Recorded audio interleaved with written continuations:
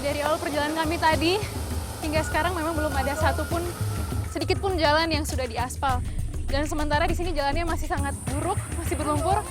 Jadi dari tadi banyak sekali kendaraan-kendaraan yang akhirnya harus mogok di jalan dan membutuhkan bantuan warga seperti ini untuk bisa menerobos jalan sampai ke atas.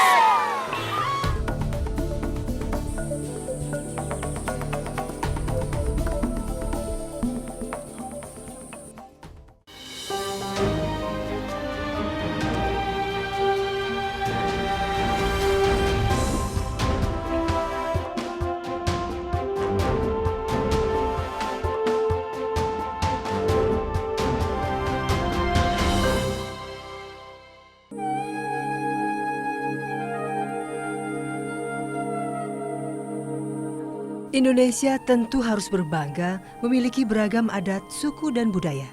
Negeri yang juga kaya akan keindahan alam ini bahkan masuk urutan keempat sebagai negara dengan suku bangsa terbanyak di dunia.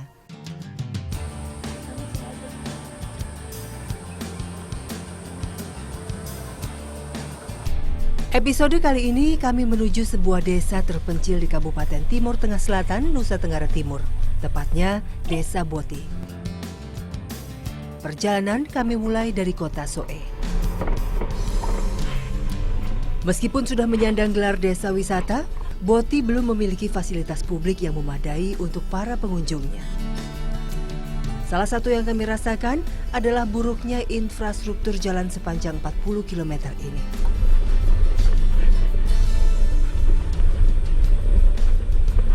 Guncangan akibat bebatuan di sepanjang jalan tidak bisa dihindari. Bahkan mobil yang sudah dirancang khusus untuk melewati kondisi jalan buruk seperti ini pun masih kesulitan untuk melaju. Jurang di sisi jalan membuat adrenalin saya semakin meninggi. Hujan yang sempat turun 1 hari sebelumnya menyebabkan jalan tanah licin. Saat melewati tanjakan, mobil kami sempat kehilangan kendali.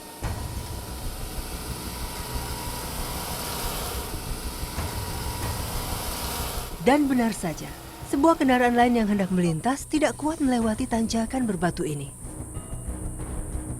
Sebagian warga yang menumpang di kendaraan jenis pickup ini pun harus turun terlebih dahulu. Kendaraan kemudian ditarik dengan tali menggunakan tenaga manual. Ternyata kondisi seperti ini sudah biasa bagi penduduk sekitar.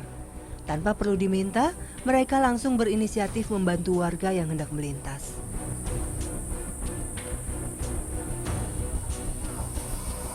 Dengan bantuan warga, mobil pun akhirnya bisa melewati tanjakan.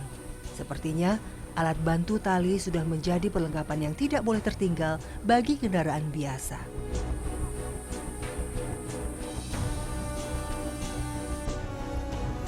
Kami kembali menelusuri jalur pegunungan menuju Desa Boti.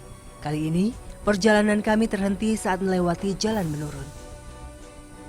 Dari arah sebaliknya, ada sebuah truk yang kesulitan melaju dan menghalangi jalan kami. Mau tidak mau, kami harus berhenti sejenak. Warga termasuk anak-anak mulai berupaya meloloskan truk melewati tanjakan. Percobaan pertama gagal. Ban belakang truk kembali terjebak dalam cengkeraman batuan dan lumpur. Seluruh tenaga harus dikerahkan untuk bisa menarik beban truk.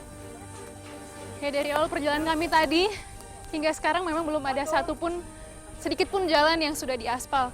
Dan sementara di sini jalannya masih sangat buruk, masih berlumpur.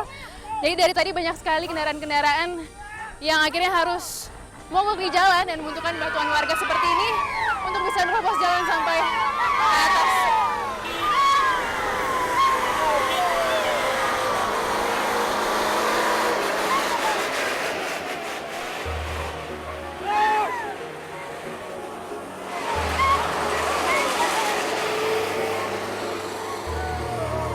Truk yang berhasil lolos kini membuka jalan kami untuk melintas. Setelah berkali-kali tertunda, saya hanya bisa berharap kami akan segera tiba di Desa Boti sebelum hari menjadi gelap. Tidak adanya penerang jalan bisa membuat perjalanan lebih berbahaya di malam hari. Ya pemirsa, dari 73 desa wisata yang ada di NTT, rencananya pemerintah akan menambah jumlah desa wisata menjadi 273 di tahun 2018. Namun sayangnya dari sekian banyak desa wisata yang sudah ada, ternyata masih ada yang terbengkalai dari segi infrastruktur. Padahal hanya ini satu-satunya akses menuju ke Desa Boti. Ayo kita lanjut.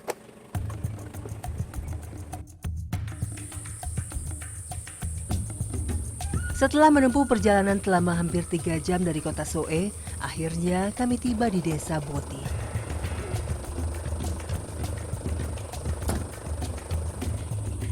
Desa ini dihuni suku Boti sejak ratusan tahun silam, bahkan diyakini sebagai suku tertua di Pulau Timor.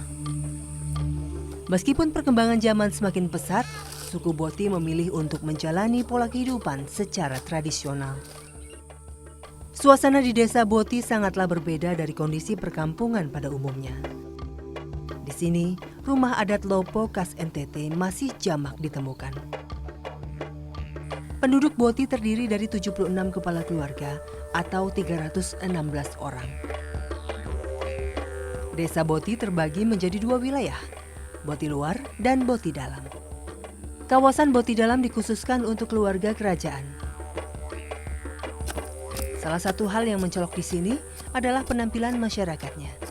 80% warga Boti mengenakan kain tenun sebagai pakaian sehari-hari. Sementara itu, sebagian kaum pria memiliki rambut panjang yang dikonde di atas kepala. Selain masalah infrastruktur, warga Boti juga belum memiliki sumber air bersih yang layak. Setiap harinya, mereka harus berjalan kaki untuk mengambil air. Wadah yang mereka gunakan bukanlah ember atau jerigen, melainkan pot dan bambu. Sumber air terdekat ditempuh sekitar 20 menit dari rumah warga. Berjalan melewati lereng bukit yang licin tanpa alas kaki sudah biasa. Namun kami harus tetap berhati-hati supaya tidak tergelincir. Saya hanya bisa terkejut melihat sumber air desa hanyalah sebuah resapan kecil yang mengalir tetes demi tetes. Tadi setelah sudah jalan cukup jauh dari desa, kita tiba di sumber air yang biasanya digunakan untuk warga. Dan ternyata saya kira tadi mungkin alirannya cukup deras, serta ini hanya setetes saja. Dan nggak tahu ini kita untuk memenuhi semua pot dan juga bambu, kira-kira akan memakan waktu berapa lama. Karena ini debit airnya sangat kecil sekali. Ini taruh di sini saja kakak, nanti ya. Pot dan bambu mulai kami isi satu persatu. Kami pun harus bersabar menunggu setiap wadah terisi. Untuk mengisi penuh satu bambu berukuran kecil saja, kami harus menanti setidaknya 15 menit. Sementara untuk mencukupi keperluan MCK, masak bahkan untuk minum, pastinya diperlukan jumlah pot yang tidak sedikit. Kalau kakak bisa sehari bisa berapa kali bolak-balik? 2 kali. Sekali ambil berapa banyak itu? Ini ada sampai 10 bambu dan ini 10 bambu sama pot biasa dibawa ya? 2 atau 3. Berapa jam biasanya kalau misalnya ambil air? Kita ambil air di sini sampai 2 jam. Sampai 2 jam ya, hanya untuk ambil air saja. Debit air di desa ini masih sangat bergantung pada curah hujan. Resapan air di dalam tanah inilah yang kemudian dikeluarkan melalui pipa buatan dari bambu. Biasanya, warga mengganti potongan bambu setiap 1 tahun sekali. Ya, jadi di sini warga hanya mengandalkan air resapan itu dari hujan. Jadi kebayang kalau misalnya lagi musim kemarau, ini bisa sangat sedikit atau bahkan tidak keluar sama sekali. Padahal kalau misalnya dibuatkan sumur atau mungkin mesin yang lebih baik dengan pipa, mungkin airnya bisa keluar lebih maksimal sehingga mereka tidak perlu mengantri lama berjam-jam seperti ini. Kami bergantian mengisi air ke dalam pot. Sudah penuh ya? Setelah semua wadah sudah terisi, kami memutuskan untuk kembali ke desa. Pot dan bambu yang sudah terisi air seakan menjadi harta yang sangat berharga bagi mereka. Setiap pijakan kaki melewati tanjakan pun harus dengan hati-hati agar tidak ada tetesan air yang tumpah. Kondisi di Boti Luar ternyata tidak jauh berbeda. Warga mengandalkan sebuah resapan air di sungai yang juga dialirkan menggunakan bambu. Namun sudah lama kondisi sudah mengering. Air yang mengalir pun tidak seberapa. Sama seperti di Boti Dalam, Warga Boti luar juga harus bergantian mengisi air ke dalam jerigen. Beruntung, ada kubangan kecil yang menjadi penampung air. Selain untuk dipindahkan ke jerigen, tak jarang warga mengambil air di sini untuk langsung diminum.